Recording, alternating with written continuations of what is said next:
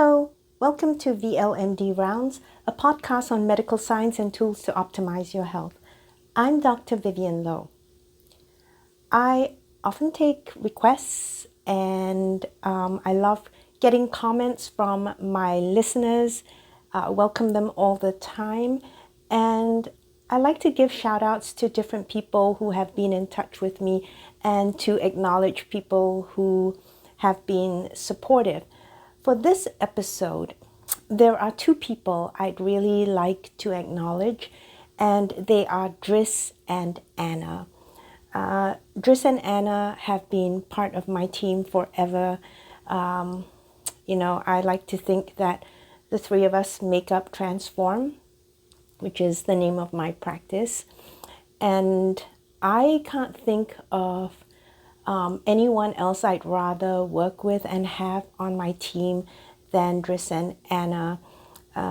We share the same love for science. We're all nerds. We have the same sense of humor, or at least I think we do. They always laugh at my jokes. So, that's a good sign and probably tells you more about their patience and forbearance, right, that they put up with my jokes. But they are always there on good days, on bad days, for my patients and also for me. I get so much support from them. And, through the years, we've gone through thick and thin. We're very strong in patient education. And so from the very beginning, all of us have had teaching responsibilities, and day in, day out, we have taught our fair share of classes besides medical type stuff that I teach my patients. We also have lots of behavior classes and classes where we discuss life stages and different challenges in life that our patients face. And we have these classes with our patients, and Driss and Anna are also very much a part of those sessions. So anyway, I just want to acknowledge them and let them know how much I appreciate and respect them and enjoy working with them. It's a huge shout out to both of you, Driss and Anna. Thank you so much for being part of Transform and being part of my life. All right, so today, what are we talking about? Actually, last week when I talked about cardiac metabolism, it was because I wanted to set the stage for this episode. I feel like, okay, if we just lay the groundwork, then we can just breeze through this week's episode and not have to worry too much. Because this week, I'd like to specifically talk about ketones and the heart. Let's go. Okay, how did this come about? Because my patients wanted me to answer some of their questions. There was a recent study that came out that talked about the bad effects of a ketogenic diet on cardiac health. And that kind of freaked people out. It was all over the news. I couldn't get away from it. And I tried my best to ignore it. But because I got questions from friends, family, and patients, there really was no way to avoid it. So I decided I'll have to tackle it head on, okay? So very reluctantly, I am coming to this topic. And I'm reluctant because there's so many other things that we could spend our time on that are way more interesting.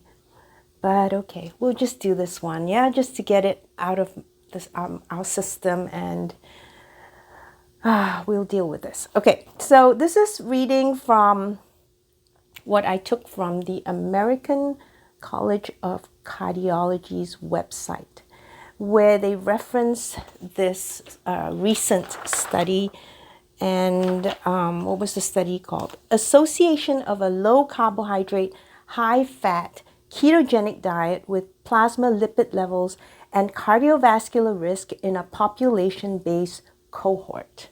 Okay, and then on the website, they had a narrative summary of it. And this is the second paragraph of what I found on the website. Our study found that regular consumption of a self-reported diet low in carbohydrates and high in fat was associated with increased levels of LDL cholesterol or bad cholesterol and a higher risk of heart disease, said Yulia I think it's Iatan, I-A-T-A-N, Iatan.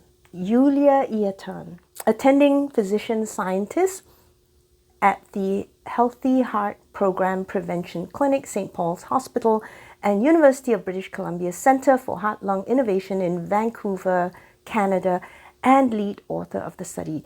To our knowledge, our study is one of the first to examine the association between this type of dietary pattern and cardiovascular outcomes. All right, so basically what they did, and they kind of talk about it a little further, is that they enrolled people from the UK Biobank, and upon enrollment, they had them complete a one-time self-reported 24-hour diet questionnaire, and at the same time had blood drawn to check their levels of cholesterol. So, and then they just followed them through the years. I think it was 11.8 years of follow-up. And then after adjusting for other risk factors such as smoking and diabetes and things like that, they felt that people on a low-carb, high-fat diet had more than 2 times higher risk of having several major cardiovascular events, okay? And then somewhere in there also they noted that 73% of the participants in the low-carb, high-fat group and also in the standard diet group were women, okay? So most of the participants were women in both the standard diet side and the low-carb, high-fat side. All right, so there are just so many problems with this that I thought I wouldn't have to address it, but I still got questions nonetheless, so here we go. Yes, a one-time self-reported 24-hour diet questionnaire really sums it up, right? Because you're just going to base everything on this one-time thing in almost 12 years. And the other thing that I found interesting, I mentioned that most of the participants were women. And if you've ever worked with a population of patients who have obesity or are struggling to maintain their metabolic health, I'll tell you that generally women have a very hard time embracing the concept of going higher fat. My experience has been it's hard to get women to change their mindset and allow themselves to have healthy fat. So it's already interesting that 12 years ago, before the popularity of low-carb and keto diets, right, that 73% of the low-carb, high-fat group were actually women, same as, and then, they had the same percentage of women in the standard group as well. But I just find it hard to think that that many women would actually easily embrace a low-carb, high-fat diet. It's just generally not been my experience. But, just basing everything on what they found on this 24-hour diet questionnaire, it's kind of like this. I tell my patients, so have you at any point, when you were in college, between your college years and the first 5 years that you were working, at any point did you drive a Ford? Okay. And then we just kind of look 12 years later, and then we find that, if anyone has ever driven a Ford in that period of their lives, they were actually more likely to end up in jail for some reason. It's just as useless as that is what I think of the study. I think of it as a non-study, which, okay, I don't, the authors thought it was a good idea, and that's fine. But I think what's disappointing about this is that the American College of Cardiology took this seriously. And we'll see why I say this a little later on in the episode, okay? So this is something that it seems like the American College of Cardiology believes in because they're taking it seriously. They had it presented at one of their sessions at their World Congress of Cardiology session, I think. And then they had it on their website, okay? So I think that's the bigger disappointment for me. So I'm just going to leave it at that right now and go into what we know of ketones and the heart. In the previous episode, I already started off. I have bad news. My notes are on my tablet here, and it says it's out of battery. Okay, I am going to have to figure this out. Give me a second. All right. Let's see if this will work. Try and charge this. All right. Sorry about the interruption there, but yeah, technical difficulties. I thought I had charged it. Anyway, let's go back to the last, while this thing is starting, let's go back and review very briefly what we talked about in the last episode. And what we saw was that in your general patient with, insulin resistance, but otherwise fairly healthy, the heart is already consuming mainly fatty acids and some ketones, and actually no glucose at all. Some lactate, maybe a little bit of amino acids, okay? But already under those circumstances, we're finding that the patient's hearts are consuming mostly fatty acids already. And when you looked at patients who had heart failure, then we actually had increased ketone usage in those hearts, right? So if the patients had heart failure with reduced ejection fraction, then they started to use more and more ketones. And in actual fact, they were using, in the studies that I quoted there, less fatty acids even, and they had increased their usage of ketones. And it's believed that this is a way just to give the heart some energy, some support, and that the heart is extracting whatever ketones it finds from the plasma and just using it as fuel. Okay, and this is a rescue strategy for those failing hearts. Okay, so that's what we found in the last episode. Now, there have been many studies. Here's one that looked at exogenous ketones in healthy people where they did IV infusions of beta-hydroxybutyrate, ketone bodies, and they kept those levels at 0.5 to 2 millimoles per liter. And they noticed that in those healthy people, they had decreased glucose and free fatty acid levels there. And with the beta-hydroxybutyrate levels at almost 4 millimoles per liter, they noticed there was an increase in heart rate. We did have an increase in pulse pressure, primarily from the lowering of the diastolic blood pressure, the lower number there. There was a 75% increase in myocardial blood flow, so there's better circulation to the heart, okay? And there was decreased glucose uptake in those hearts, okay? So this was already known in people with healthy hearts. And then they looked at studies where people use ketone salts and esters, and they wanted to see how these would impact healthy people. Now, those studies, a lot of them were in highly trained athletes, and it was found that it improved their exercise capacity and, up to a point, there's a ceiling effect in them.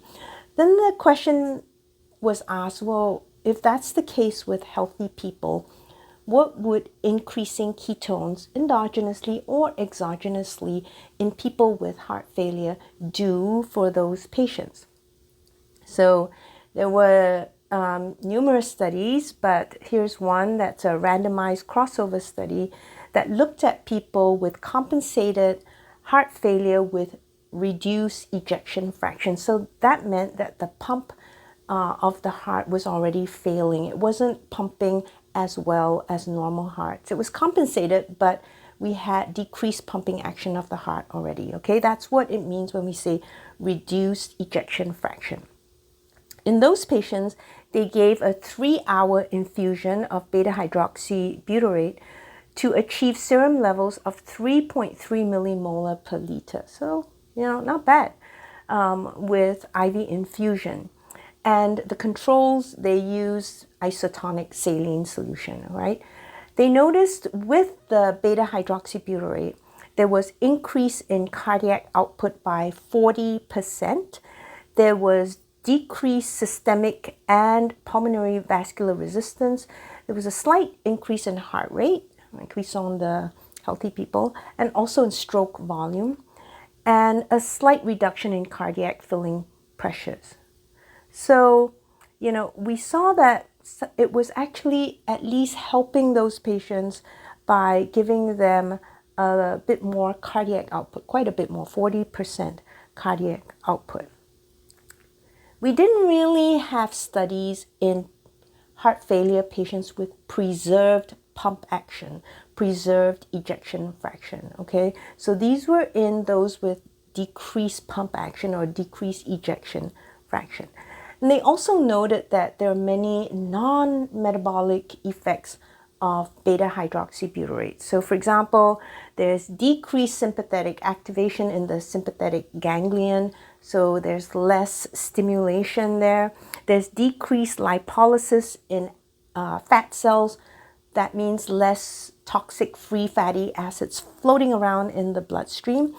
And there are also anti-inflammatory effects such as suppression of the NLRP3 inflammasome, but there are also some inflammatory responses seen with BHB.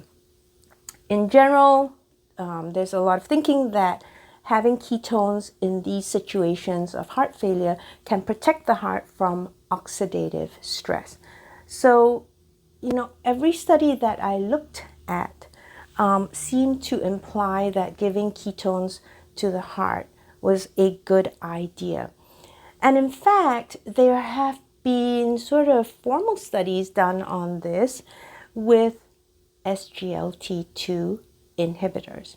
So if you remember from somewhere in the past, I talked about SGLT2 in the kidney and some of the medications that inhibit that. And they've become very popular. They have names like canagliflozin and dapagliflozin and empagliflozin. I hate saying those names. They're quite tongue twisters.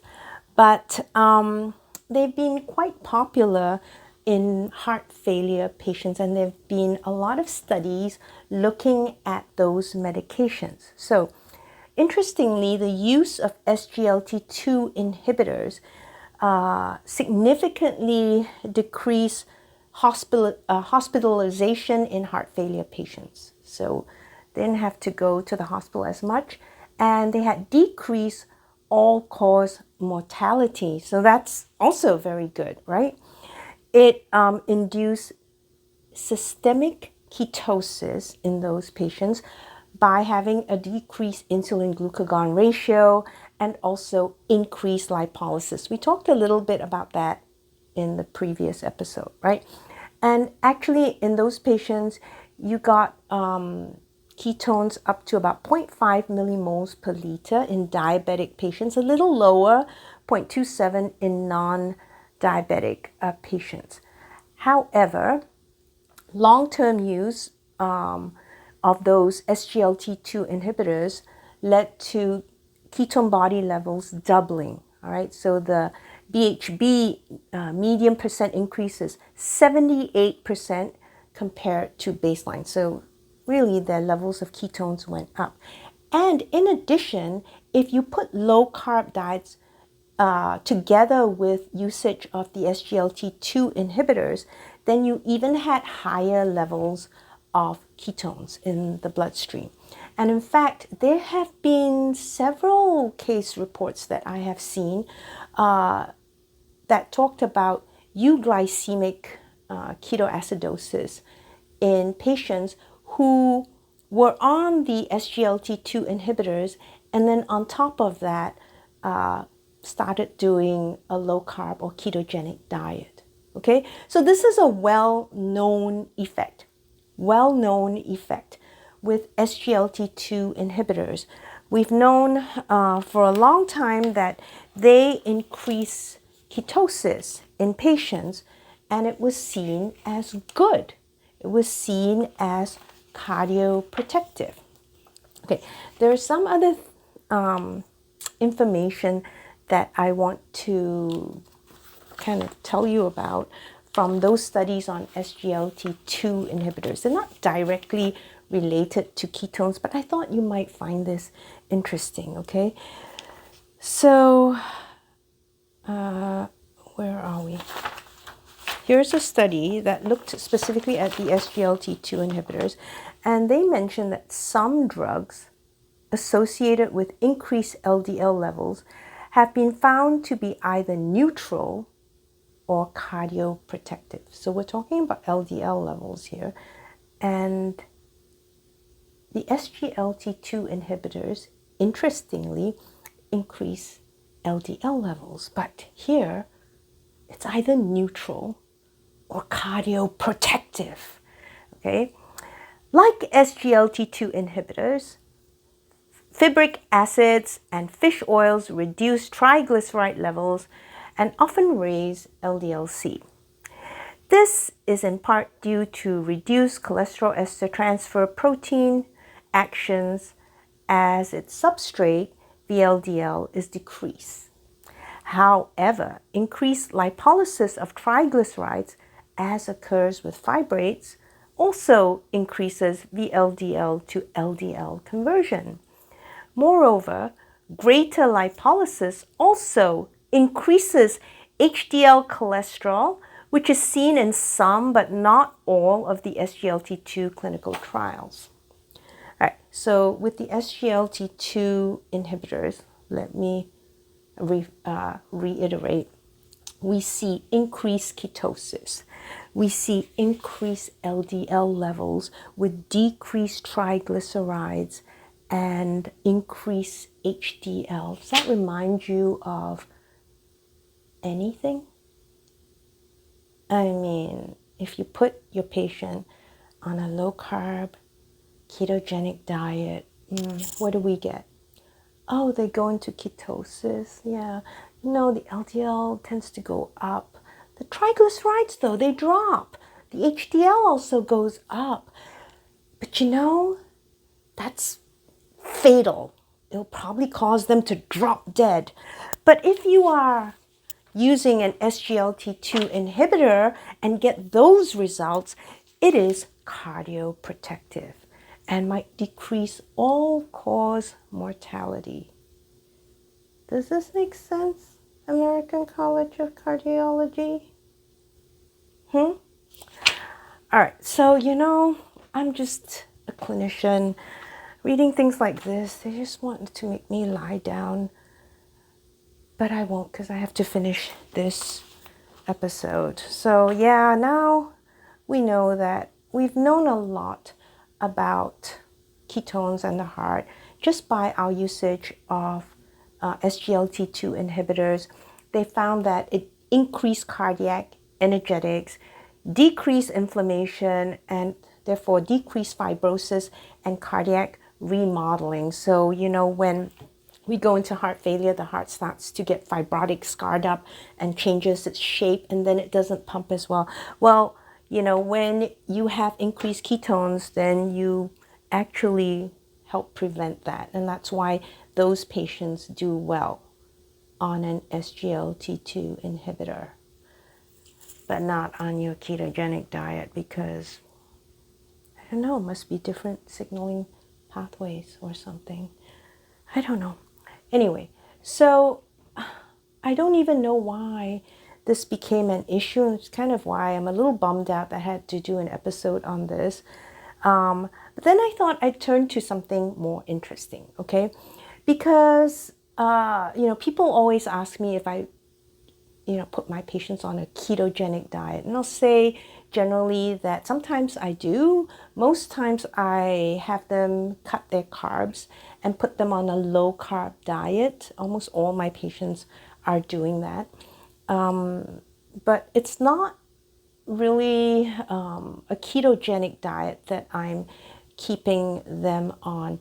And I'm not sure if we should be keeping people, in ketosis for their whole lives, unless they have some very strong reason, some strong medical reason to be on that. Okay, so if, for example, you have epilepsy or you have some bipolar disorder that really, necessitates the use of a therapeutic ketogenic diet, that's a different story. But most people, by and large, I don't think it's a good idea to keep them in, ketosis throughout their lifspan.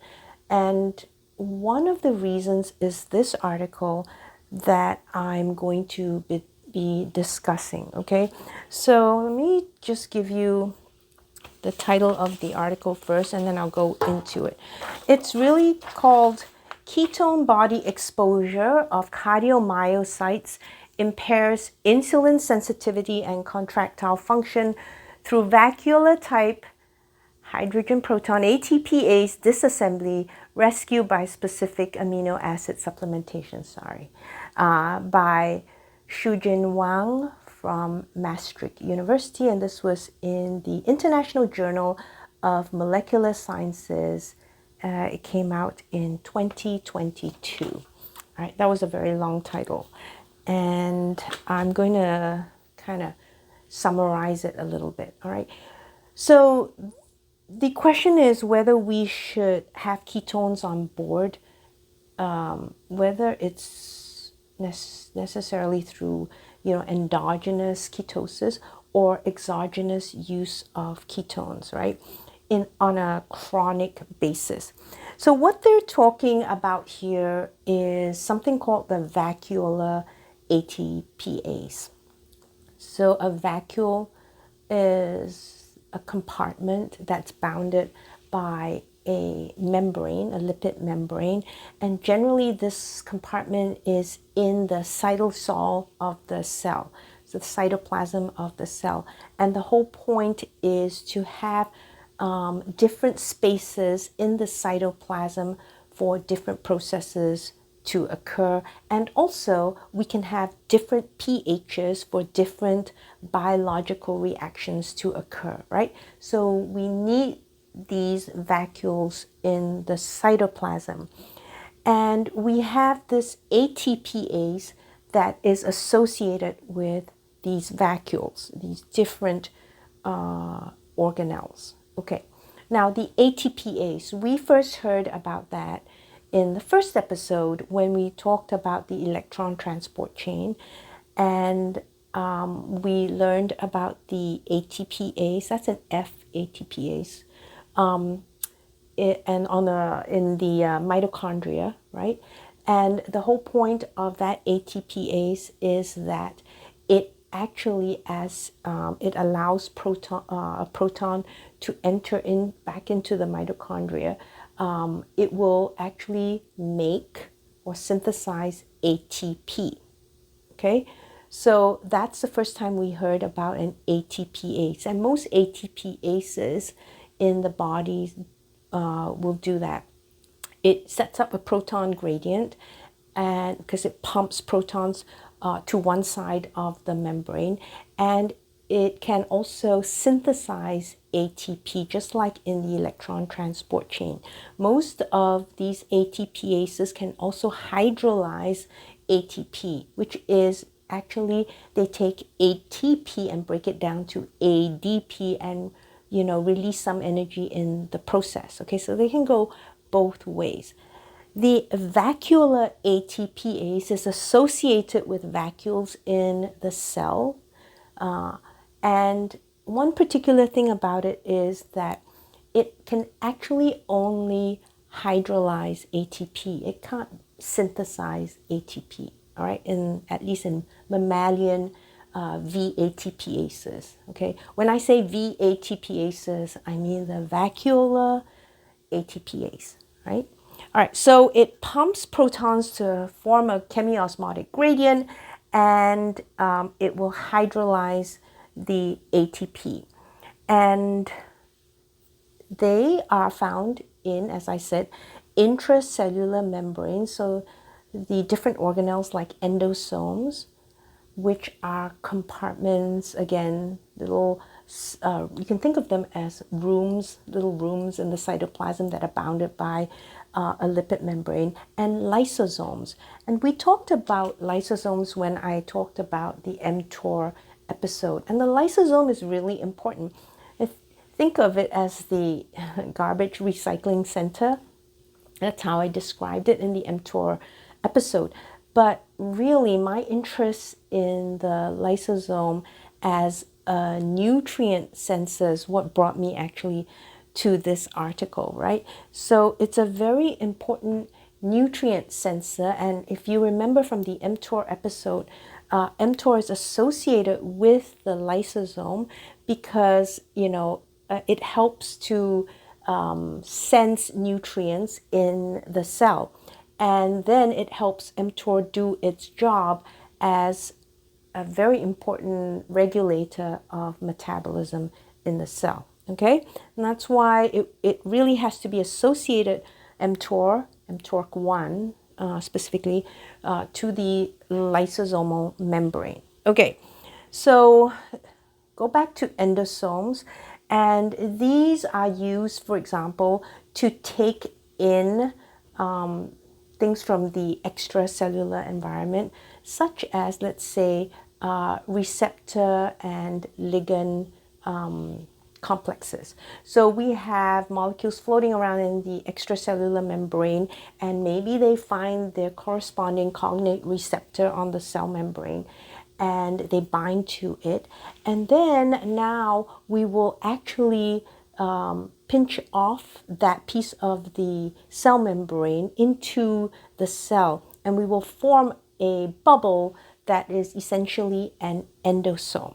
Okay, now the v-ATPase is very important in those structures because it's a proton pump, as I said. So it's going to actually start pumping protons into the endosome. And as a result, we're going to acidify the inside of those compartments. So if you remember when we talked about lipoproteins, yeah, when LDL binds to the LDL receptor, right, it's taken into the cell, into these endosomes.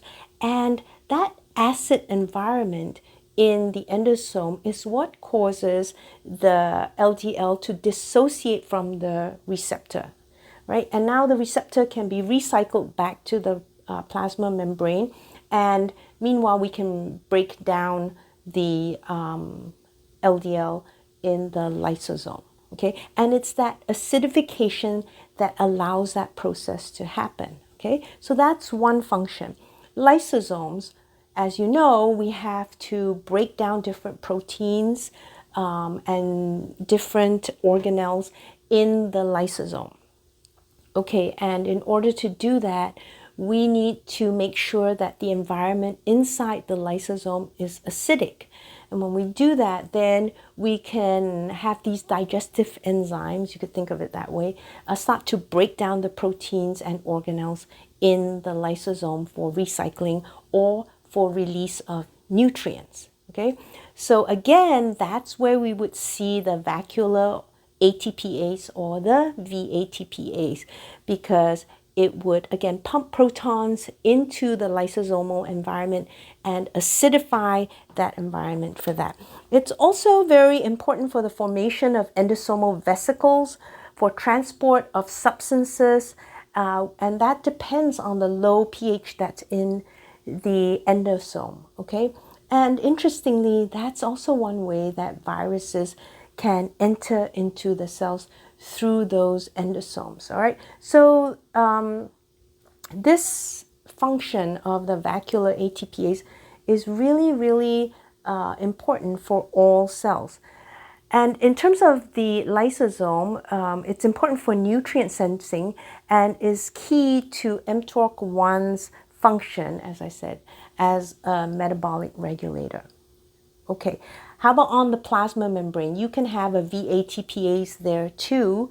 And here we can transport protons into the extracellular environment. When would that be helpful? Well, if you think of osteoclasts, remember osteoclasts, they are the cells in bone that break down bone and help remodel bone. Well, they have the v-ATPase on the plasma membrane, and they will now kind of pump out protons and create an acidic environment outside of their cellular environment. So they're actually breaking down bone with that acidification. Okay, so you can see how useful the vacuolar ATPase is. All right, so the thing about the vacuolar ATPase, let me just tell you a little bit about their structure and mechanism. Most I think all ATPases, they have two structural units, okay? So with the v-ATPase, we have the V1 subunit, and then we have the V0 subunit, okay? Now, for the V1 part, that's the part that's associated with ATP hydrolysis, where you break down ATP to ADP, okay? That occurs in the V1 subunit. The V0 subunit, that's actually for proton translocation.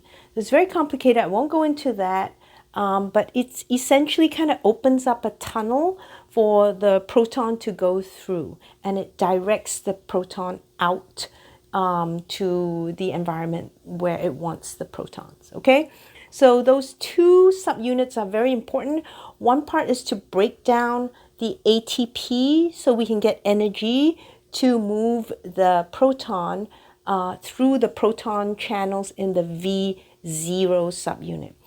And for this v-ATPase to function, you have to have both units together.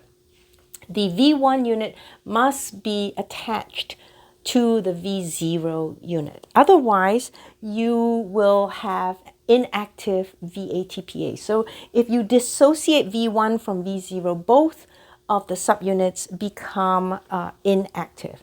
And then, they don't function, obviously. Okay?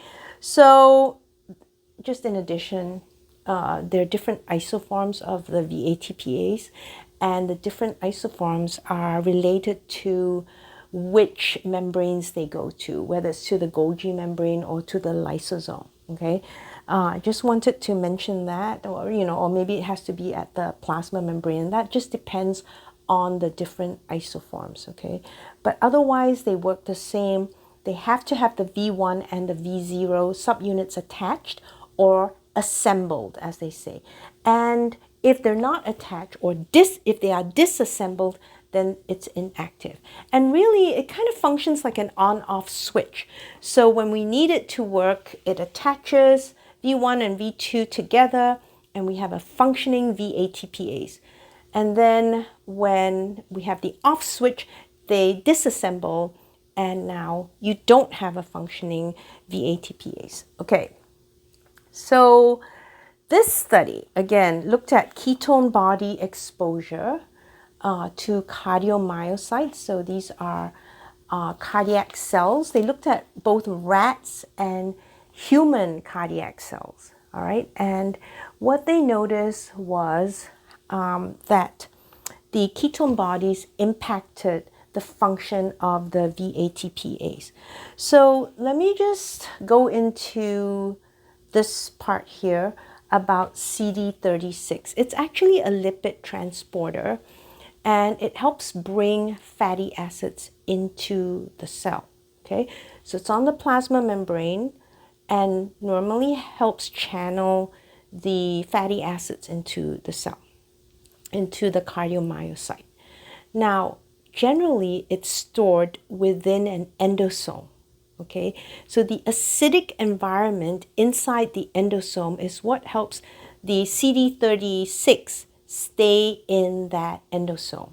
Now, if it's in the endosome, it's not at the cell membrane, then it's not bringing in fatty acids. Okay, and if it is, however, at the cell membrane, then it's bringing in fatty acids. Now, we don't want to have too much of an influx of fatty acids because free fatty acids can be very toxic, and they can develop into different lipid species that can cause damage and insulin resistance in cells. So, we really generally don't want to have too much of a flux of free fatty acids in the cell. So the v-ATPase is very important here because the acidification of the endosome is what keeps the CD36 in it. So it keeps it in that compartment, all right? And, this means that the V1 and V2 subunits must be assembled, and then we can hydrolyze ATP and we can pump protons into the endosome and keep the environment inside acidic, and then CD36 will happily stay inside the endosome. If, however, we disassemble V1 from V0, now we have a non-functioning v-ATPase. What happens?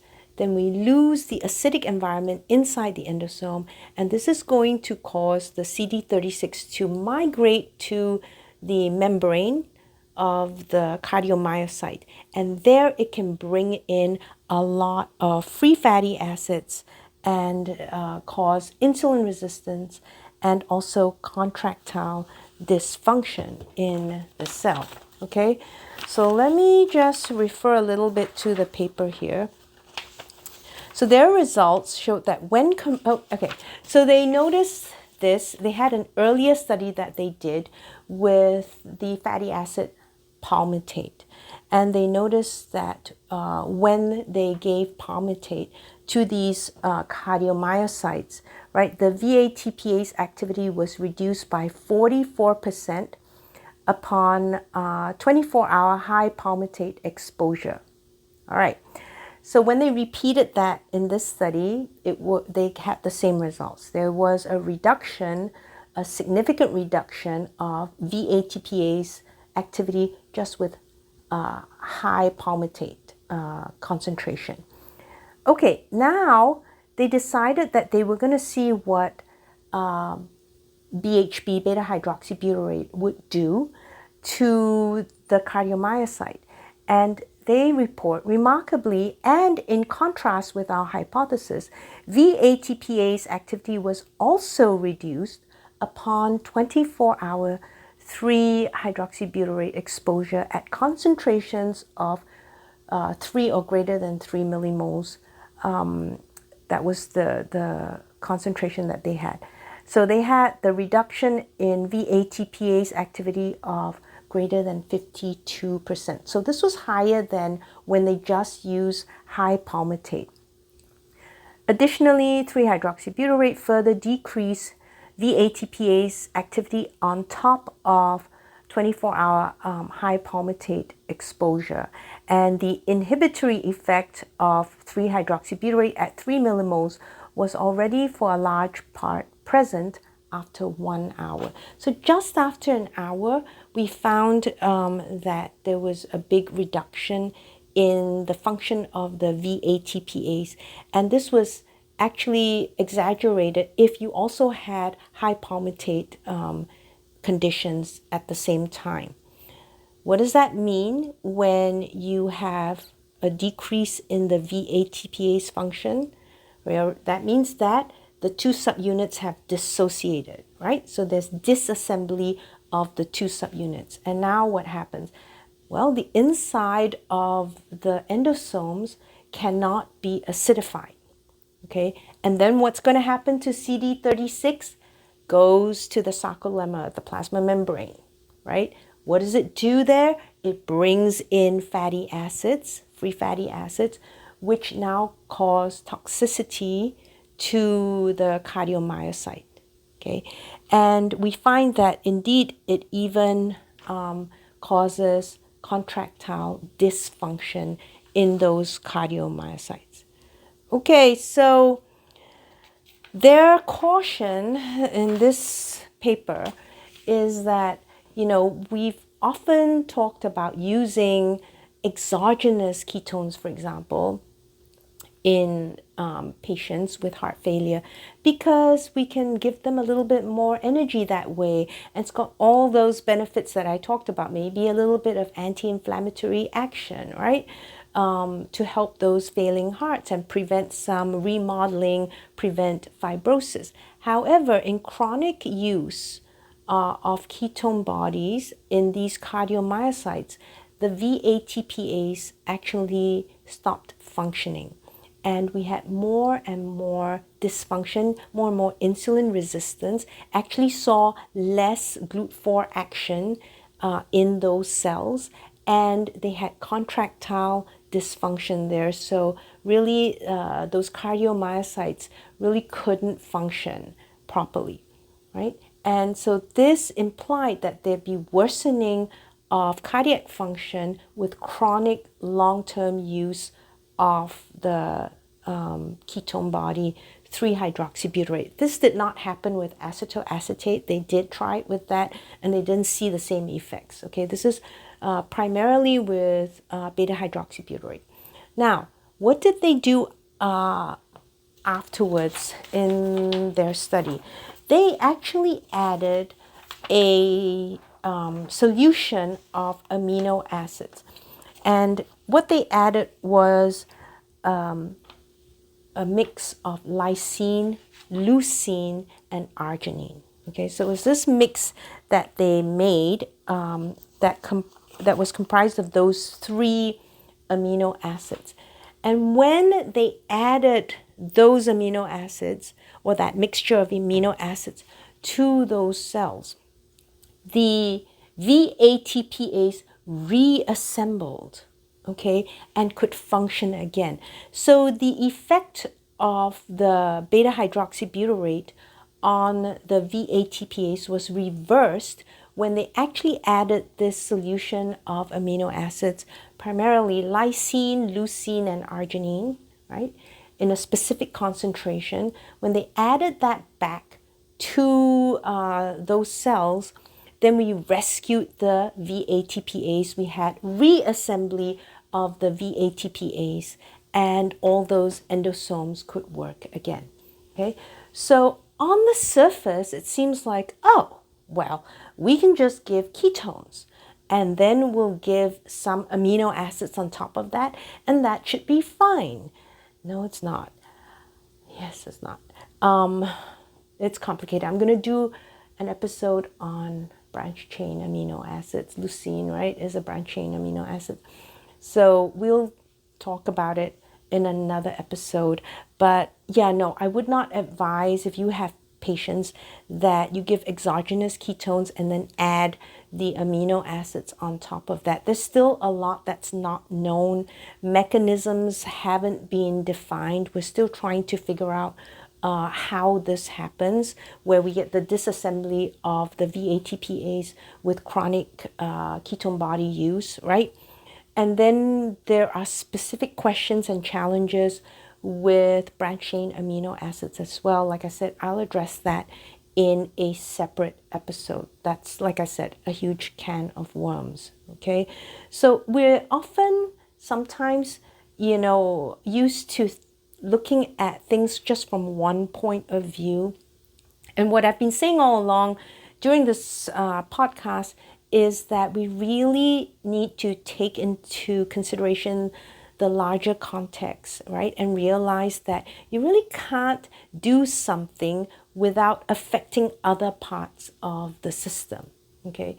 So you might think that we can rescue this effect of the beta hydroxybutyrate on those cardiomyocytes if we just simply added amino acids, but then you might be actually creating further problems with that. Okay, there's one other thing I just want to add is that I read this study over and over again. There was the part with the amino acid supplementation was the part that I struggled with, because what they mentioned was that when they added the amino acids, right, then the v-ATPase could function again, and then we could stimulate mTORC1 again. And everything I had read prior to this paper kind of stated that it's starvation of amino acids, right, that actually activates mTORC1. So I couldn't understand that. I did write to the authors of the study, of this particular study, and hopefully they'll get back to me. But that's one part I didn't understand, because everything else that, and there's a lot of literature on vacuolar ATPases, because they're very important in cancer and cancer metastasis as well. And so everything I've read about v-ATPases, it's starvation of amino acids that causes the reassembly. Here it's addition of the amino acids that cause reassembly of the v-ATPase. So that is the one part that I haven't been able to figure out. And I hope if anyone knows the answer, please write to me and let me know. I'm very curious about that, and I struggled with that. Okay, so let's do a very quick wrap up. We talked about what the failing heart uses as its fuel source. It generally tries to use ketones. And actually, I think I want to very quickly read again from that same SGLT2 study.